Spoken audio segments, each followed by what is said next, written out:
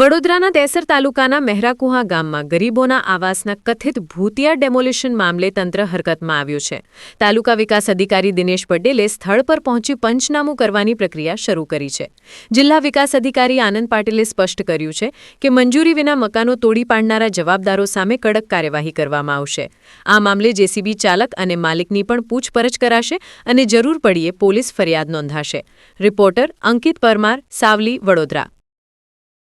Actually એવું છે કે પ્રાઇમરીલી ત્યાં લોકો જઈને એમના પાસે કોઈ એવું કોઈ લેટર ઓથોરિટી નહીં હતા અને ડાયરેક્ટલી જેસીબી લગાવીને તોડી પાડેલું છે. ગ્રામજનોનો આક્ષેપ છે કે સરપંચે અને તેમના માણસોએ તોડ્યું છે.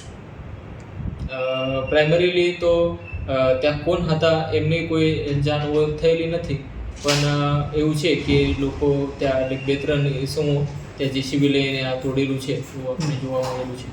કોઈનું નામ સામે આવ્યું છે તપાસ? ના, કોઈને એવું કોઈ નામ નથી સામે આવ્યું છે. ખાલી આપણે આ તપાસ કરી રહ્યા છીએ કે આ જેસીબીને કઈ રીતે પરમિશન મળી અને આ જેસીબી ત્યાં કઈ રીતે આવી ગયા. આપણે પ્રાઇમરી ઇન્ક્વાયરીમાં આપણે કરી રહ્યા છીએ. આપણે પંચનામા પણ કરી રહ્યા છે.